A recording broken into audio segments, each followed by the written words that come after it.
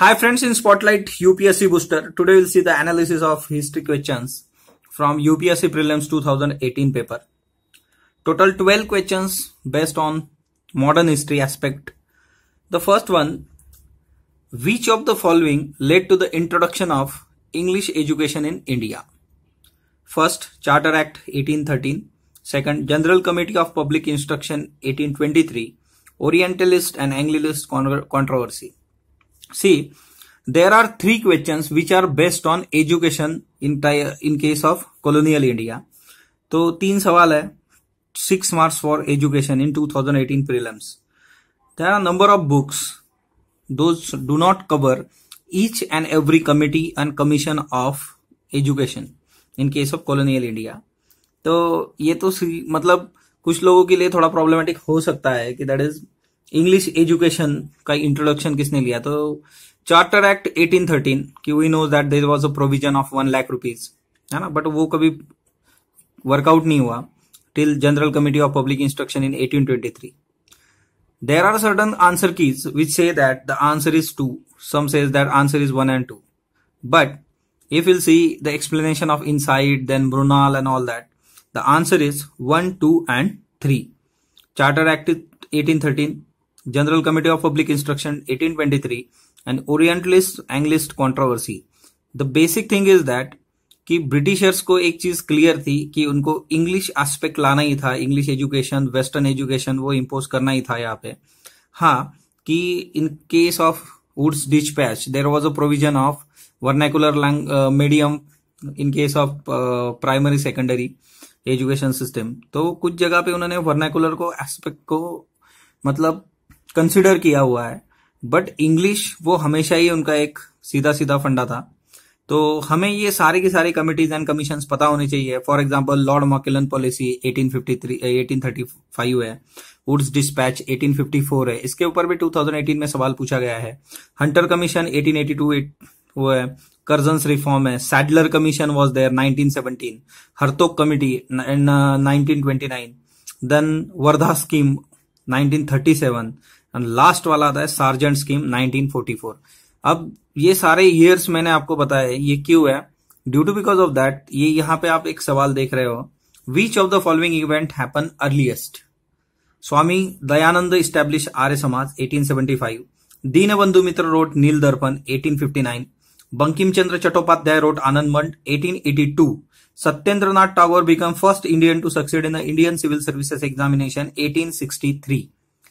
अब ये थोड़ा सा मुश्किल है कि टिल टुडे मतलब टिल 2017-16 तक अगर आप देखोगे यूपीएससी प्रीलिम्स के पेपर, तो वहां पे आपको टिपिकल इवेंट्स पूछे जाते हैं ना क्रोनोलॉजिकल ऑर्डर के लिए. For example quit India movement, cabinet mission, तो वो एकदम आसान था याद रखने के लिए. But now they are asking the individual aspects, मतलब ये सारी की सारी चीजें हमने पढ़ी होती है, बट एग्जैक्ट उसका ईयर उस वक्त हमें रिकॉल कर जाए, ये थोड़ा सा प्रॉब्लमेटिक होता है. बट इस तरीके की चीजें कि सत्येंद्रनाथ टैगोर फर्स्ट इंडियन तो कब हुआ है, तो ये आपको देखना ही पड़ेगा. तो इसका आंसर आता है दीनबंधु मित्र रोट नील दर्पण 1859. जो सारा इंडिगो रिवोल्ट हुआ था 1860 की बात है, उस वक्त नील दर्पण. ओके, तो ये आंसर इज बी. देन एक सवाल दूसरा है यहाँ पे, in 1920 which of the following change its names to Swarajya Sabha? तो all India home rule league. If you will see previous year papers UPSC prelims 2015 और 2016, you will get the same question based on this particular aspect कि ये इसी concept के ऊपर एक सवाल पूछा गया है. वो सवाल था कि होम रूल लीग के जो यंगस्टर्स थे उनको गांधी जी ने स्वराज्य सभा में इंक्लूड कर लिया. इस तरीके से ओल्ड एनसीईआरटी का रेफरेंस है ये. If you will go through the old NCERT तो ये आपके लिए काफी आसान हो जाता है, मोस्ट ऑफ द चीजें वही से पूछी जाती है. तो 1920 which of the following change name to Swaraj Sabha? It was all India home rule league. इन चीजों का तो कोई मतलब ही नहीं बनता है ना. आप पढ़ भी लोगे तो चीजें मतलब सर्वेंट्स ऑफ इंडिया 1905 है, तो वो ऐसे चला गया. हिंदू महासभा, क्रोनोलॉजिकल ईयर भी पता होंगे तो चीजें एकदम आसान हो जाएंगी आपके लिए. दैट्स वाई ये चीज इंपॉर्टेंट है. देन नेक्स्ट वन जो सवाल है हिस्ट्री का, विल सी, ये भी पूरा फैक्चुअल है. With reference to the educational institutes during colonial rule in India, consider the following pairs: institutions and founder. Sanskrit college at Banaras established in 1791 to study the Hindu law and philosophy. The founder was not William Jones, it was Jonathan Duncan. तो कोई भी अगर education से related chapter अगर आप पढ़ोगे तो उसमें शुरुआत में ही ये सारी चीजें दी होती है, फैक्चुअल है, रीड करना पड़ेगा, रट्टा लगाओ यहाँ पे, मतलब चतुर चाहिए, 3 इडियट वाला. Second one is Calcutta Madrasa 1781 to study the Muslim law and it was established by Warren Hastings. तो ये सही है, मतलब ये तो गया, एक गया, तो ये दोनों तो वैसे निकल गए आपके. यहां पे थोड़ा सा इशू था. Fort William college, it was established bye founder Lord Wellesley, not Arthur Wellesley. तो यहां पे थोड़ा प्रॉब्लम था. तो ये लॉर्ड वेलेस्ली है, आर्थर वेलेस्ली नहीं है. तो ये अगर जाता है तो आंसर आपका आता है only 2 is there. But Fort William college था ट्रेनिंग फॉर सिविल सर्वेंट्स, 1800 में स्टैब्लिश हुआ है ये. तो यहाँ पे लॉर्ड वेलेस्ली, आर्थर वेलेस्ली, मतलब बहुत क्लोज है ये. बट अगर आप याद कर लोगे इस तरीके की चीजें, 2 चीजें आपको ध्यान में आई होंगी. एक तो you have to mug up the facts from history as well as you have to also remember the chronological sequence, मतलब किस साल में क्या हुआ है, ये हिस्ट्री के लिए इंपॉर्टेंट है. 2018 के पेपर से तो ये चीज हमें अच्छी तरीके से क्लियर हो जाती है. Then next, it is about Santhal uprisings. Okay, this year also we are expecting कि जो रिवोल्ट हुए हैं, ट्राइबल रिवोल्ट, उसके ऊपर आ जाए. इसका रीजन ये है कि इन दिल्ली देयर वाज एजिटेशन और मूवमेंट बाय द फार्मर्स, और उसका नाम दिया गया था उलगुनान. तो उलगुनान ये किससे जुड़ा हुआ है, Birsa Munda and all that. तो ये ट्राइबल रिवोल्ट से जुड़ी हुई चीज है Ulgulan. Already in Maharashtra civil service जो होता है उसमें एक एग्जाम में अभी फिलहाल पूछा गया है ये उलगुनान. तो ये करंट में आया था, तो ये इस साल भी आ सकता है. तो सारे ट्राइबल जो रिवोल्ट है वो आपको ढंग से करने होंगे. Santhal uprising subsided after the subsided Santhal again. What were the measures taken by the colonial government. अब क्या होता है कि till in case of history अगर आप पढ़ते हो तो उस वक्त क्या किया जाता है कि रिवोल्ट का लीडर कौन था, वो किस वजह से हुआ था. नाउ दे आर आस्किंग कौन सी, उसके बाद क्या हुआ था. What are the major taken by the colonial government. Okay, Santhal uprising subside करने के बाद की बात पूछ रहे हैं. It means that when you will read tribal revolts, तो गवर्नमेंट के मेजर्स क्या थे वो भी आपको ढंग से पढ़ना पड़ेगा, वो ये सवाल हमें बताता है. तो इसमें सीधा सीधा था टेरिटोरीज कॉल्ड संथाल परगना, तो ये क्रिएट हुए थे and it become illegal for Santhal to transfer land to non Santhal. ये कॉलोनियल गवर्नमेंट ने किया था as per Santhal Pargana tenancy act. तो ये लेके आए थे ये संथाल परगना टेनेंसी एक्ट, उसके हिसाब से. तो answer is both 1 and 2. Okay, the next सवाल, in case of history, economically one of the results of British rule in India in 19th century was. Economically क्या हुआ था, आप देखो, increase in the export of Indian handicrafts. तो एकदम clear है, economically आप देखोगे तो कंप्लीटली हैंडीक्राफ्ट इंडस्ट्री डिस्ट्रॉय कर दी थी. तो इंक्रीज कहां से होगा, कट हो गया, ये गया rejection. Growth in the number of Indian own factories, ऐसा रेफरेंस नहीं मिलता इंडियन ओन फैक्ट्रीज, है ना. Commercialisation of Indian agriculture, it's answer. Rapid increase in urban population, ये भी चीज आपने नहीं पढ़ी होगी. बहुत बार ऐसा होता है कि जो रेफरेंस पढ़ने में नहीं है ना उसको साइड में ले सकते हो, बट ये तीसरे इसमें ही आ जाता है, commercialisation of Indian agriculture. Why was commercialization of Indian agriculture? Due to because of they introduced number of cash crops. क्या क्या कैश क्रॉप्स इंट्रोड्यूस हुए थे? Tea was there, coffee, indigo, opium, cotton, jute, sugar cane, oil seeds. इसके ऊपर भी एक सवाल इसी पेपर में पूछा गया है कि एक्सपोर्ट क्या क्या होता था, मतलब यहां से किस चीजों की जरूरत होती थी ब्रिटिश मार्केट को. तो उसमें ये सारी चीजें, उसमें ओपियम भी है, सालपेट्री भी है, तो वो हम देखेंगे. बंगाल से क्या क्या लेके जाते. तो कमर्शियलाइजेशन ऑफ इंडियन एग्रीकल्चर, ये सवाल एकदम सीधा था.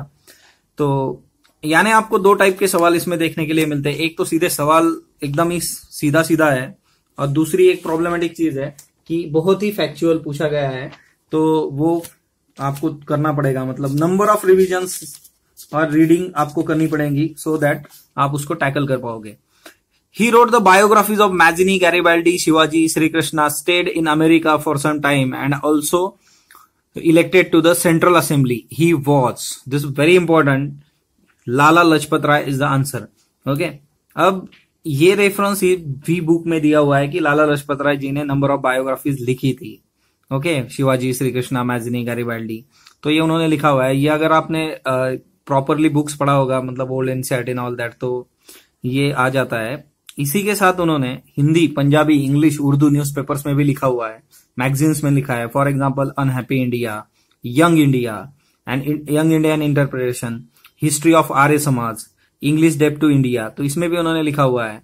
he was the founders, he led the foundation of India Home Rule League in America in 1916। तो यहाँ पे होम रूल लीग हुआ था, तो home rule league in America इन्होंने किया था, फाउंडेशन लेड किया था, अमेरिका में भी ये रहे थे। तो इलेक्टेड टू सेंट्रल असेंबली, तो ही वॉज द लाला लजपत राय। तो लाला लजपत राय जी का रेफरेंस है ये। एक चीज अगर देख लोगे प्रीवियस ईयर के इसमें, तो पर्सनालिटी बेस्ड सवाल पूछने की बहुत ही आदत है यूपीएससी की। तो पर्सनालिटीज को ढंग से पढ़ो। जो पर्सनालिटीज हम पढ़ते हैं कि उसमें इंपॉर्टेंट एस्पेक्ट क्या क्या है उस पर्सनालिटी के, वो आपको करने होंगे, तो that will be better for you in case of coming exam. Next one, the staple commodities of export by the English East India company from Bengal in middle of the 18th century were. C है ना, पहले एक सवाल पूछा गया तो वो commercialisation में हमने देखा था कि किस किस चीजों से, तो कमर्शियलाइजेशन ऑफ एग्रीकल्चर, तो उसमें ये कॉटन आपको पता है कि cotton was the key item of export, cotton जाता था इंडिया का। तो कॉटन कहाँ पे है, तो यहाँ पे कॉटन नहीं है, देखो इसको हमने बाहर निकाल दिया, रिजेक्शन मेथड, यहाँ पे कॉटन नहीं है, यहाँ पे कॉटन है। ओके, तो रॉ कॉटन वाज देयर और ये कॉटन, तो कॉटन जाता था। सिल्क भी जाता था, कोई प्रॉब्लम नहीं है।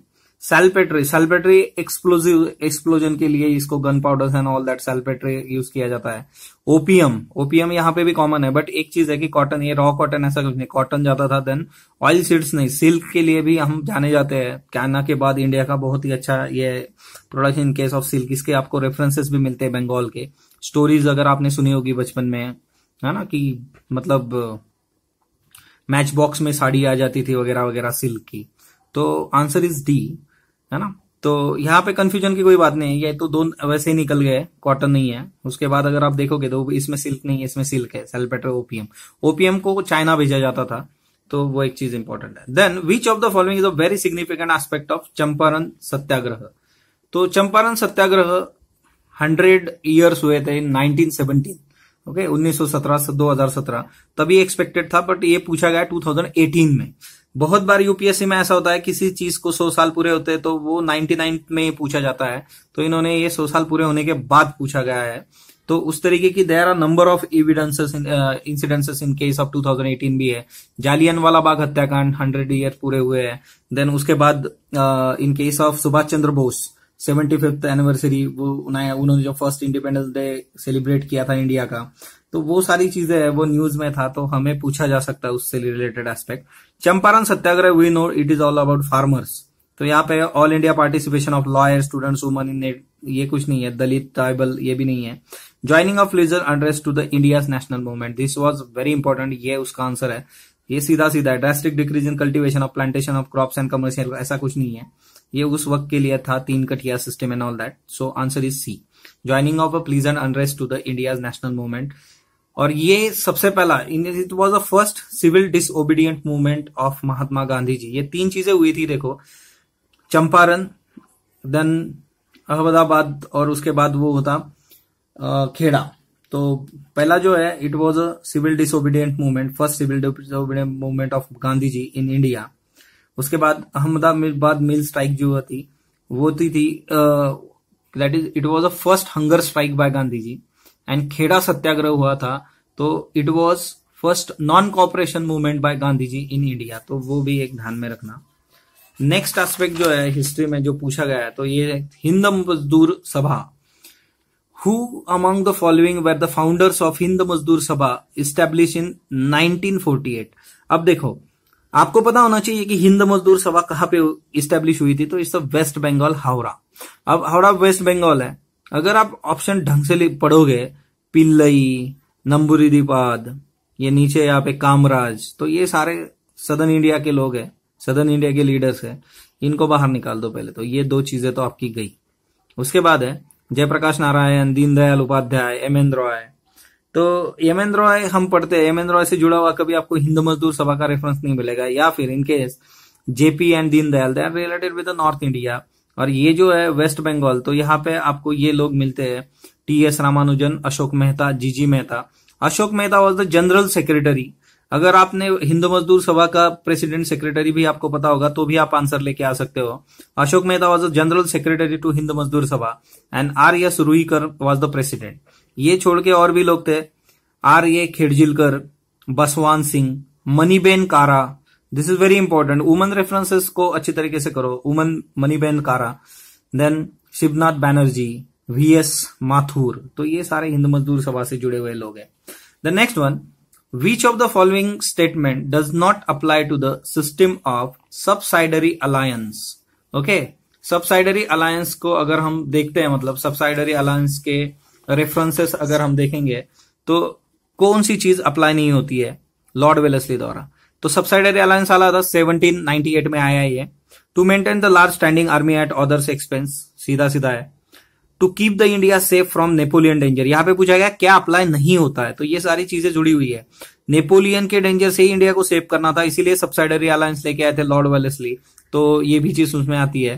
And last one, to establish the British paramountcy over the Indian state, ये भी सही है।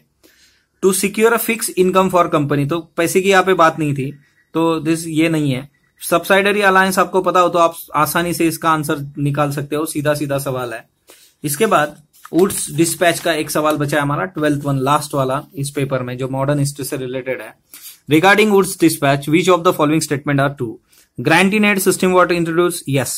एस्टैब्लिश ऑफ यूनिवर्सिटीज रिकमेंडेड, ये पूरा का पूरा लंदन यूनिवर्सिटीज के बेस पे, मद्रास, मुंबई, है ना, कोलकाता यूनिवर्सिटीज लेके आए थे लोग। English as a medium of instruction at all level of education was recommended, not all level of education. See, जहां जहां पे इस तरीके की चीजें होती है ना, ऑल, ओनली, एवरी, तो उस पे जरा सोचो। तो in case of Wood's despatch, primary and secondary was vernacular medium of language, जो आपका लोकल है वही प्राइमरी में सेकेंडरी के लिए था। तो ये चीज आपको यहाँ पे क्लियर होगी। तो ये तीन यहाँ 3 जगह पे है, आपने निकाल दिया, आपका आंसर आ गया 1 and 2 ओनली। तो पूरे भी नहीं पता होंगे, तो इस तरीके की इंपॉर्टेंट चीजें अगर पता होगी आपको कि ये तो इंपॉर्टेंट ही है, मतलब Wood's despatch, you should know each and everything. मतलब ये सारे एस्पेक्ट जो है कि 1909 का है, 1935 जितने एक्ट्स है, रेगुलेटिंग एक्ट, उसके प्रोविजंस आपको पता होने चाहिए। 1935 हमने देखा पॉलिटी में, तो उसके फीचर्स क्या क्या होते हैं वो अगर आपको पता होंगे तो इस तरीके के सवाल हम अच्छी तरीके से वर्कआउट कर सकते हैं। सो फिलहाल इतना ही इन केस ऑफ हिस्ट्री। इसी तरीके से हम सारे सब्जेक्ट देखेंगे। स्पॉटलाइट से जुड़े रहिए, स्पॉटलाइट को लाइक कीजिए, शेयर कीजिए, सब्सक्राइब कीजिए। अगर कुछ सजेशंस होंगे तो वो कमेंट बॉक्स में बताइए। Thank you friends.